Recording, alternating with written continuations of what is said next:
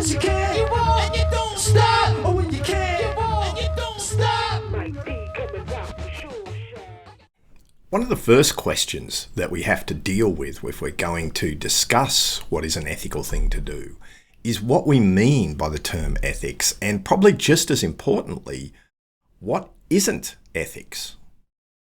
When we're talking about ethics in this subject, we are thinking about what is the right thing to do. How do you live a good life? Right? So it is broader than business, but ethical business asks the same question, like what is a good organisation? What is the right thing an organisation or an individual within an organisation should do in any particular circumstance? Ethics is also known as moral philosophy, and we use the terms ethics and morality interchangeably in this subject to mean the same thing. So what we're talking about is what is right and wrong, good or bad, within the context of business. We're going to start talking more generally about these topics and then hone in to the specifics of business in terms of its effect on deciding what is right or good. Perhaps the defining feature about determining what ethics is about lies in this three-construct model of governance. First, it's about what is the right thing to do, right? But it's about the right thing for us to do, the self, right? What should we do when our actions are going to impact on others? So at its heart, it's understanding what's the right thing to do when we take an action or decision that's going to affect other people. In actual fact, the study of ethics involves everything from psychology to logic to organisational culture, and we could go on and on. That means the topic to understand at a deep level is very complex, right? Is it a result of actually emotional reactions rather than logical thinking?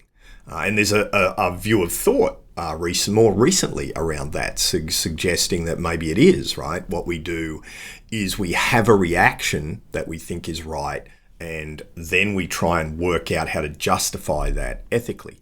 Other people are quite opposed to that notion, right? Because that might suggest we just do what we feel like. Whereas the tradition around ethics has been thinking about what the right thing to do and then putting that into action, as we'll see. So what I've got here is not something I expect you to memorize, etc. It's just more to contextualize what we're studying and how it fits with perhaps a modern understanding of the forces at work in ethics. So the first thing that we can see is that we're interested here in behaviour, right? A decision or action that affects other people. But notice our behaviour is not just about what we intend to do.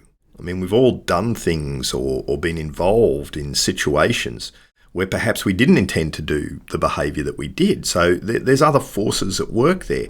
One of those key forces can be that you just lack awareness of what the ethical thing to do is. Maybe you're a bit younger and you haven't experienced this before, or it doesn't matter whether you're young or old, you've just never experienced it, right? And so therefore you don't know what the right thing is to do.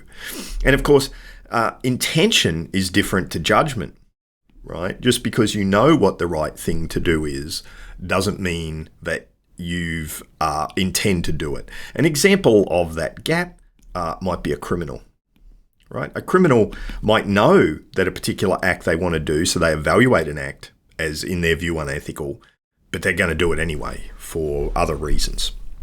Okay, so we've got this gap between what we're thinking and what we actually do.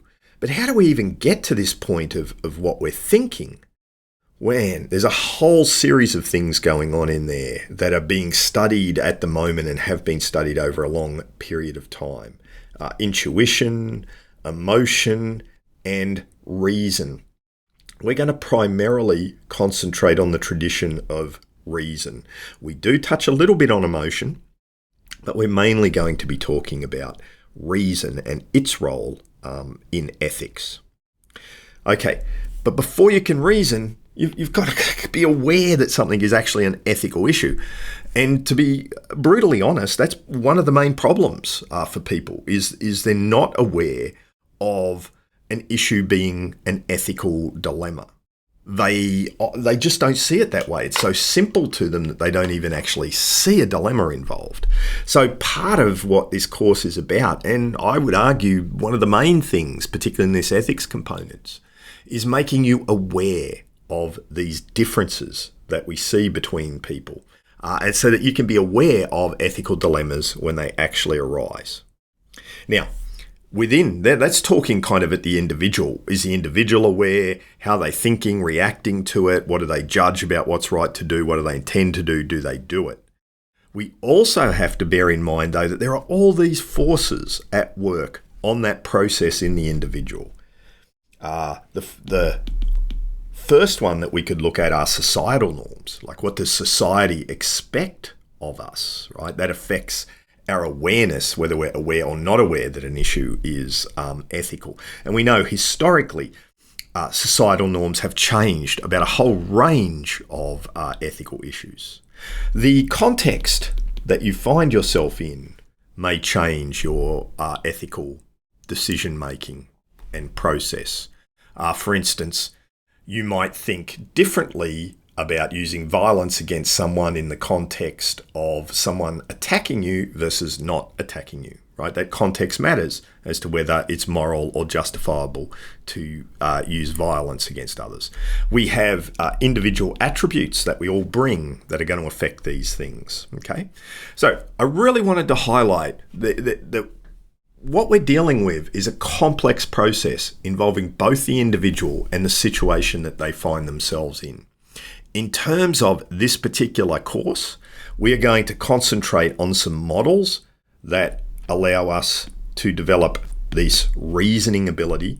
And we're also going to spend some time thinking about the business context that we operate in and how that can affect our approach to ethics and the behaviour that we exhibit when we're at work. So that model demonstrates that ethics is not a simple topic, right? And in fact, there are three broad kinds of questions that we deal with in ethics. The first kind of question relates to whether ethics is even a really topic. They're meta-ethical, so it's looking at the topic of ethics itself. Are there true moral facts? Are ethics relative between individuals or between cultures? Like, is something ethical in culture A and unethical in culture B? As well as these meta-ethical questions, we also have descriptive questions. As that says, that is about describing what is occurring, okay?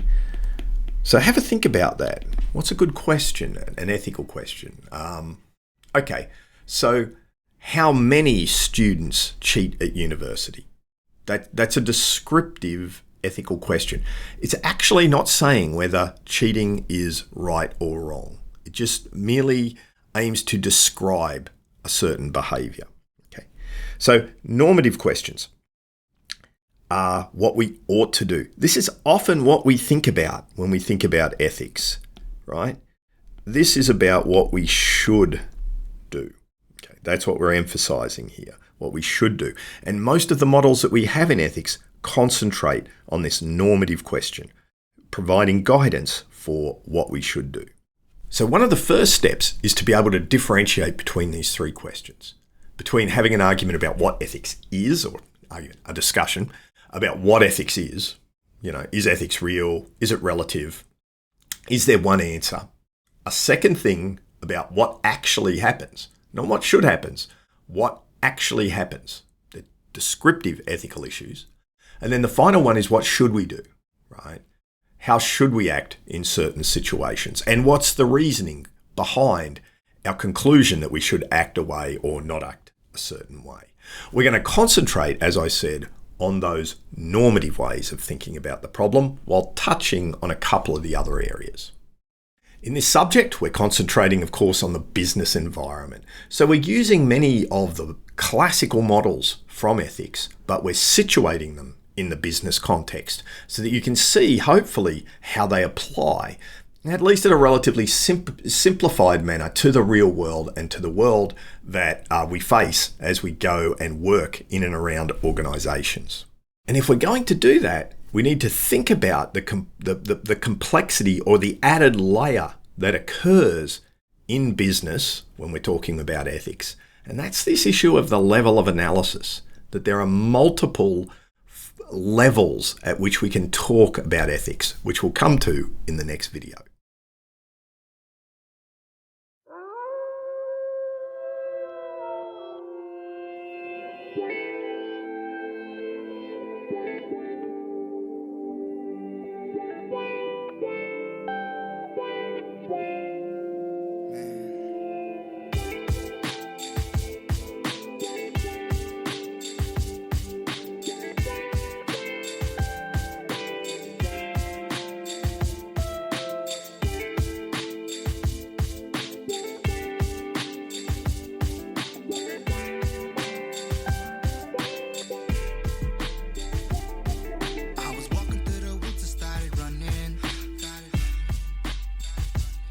Started thinking to myself, revolution, it's not coming.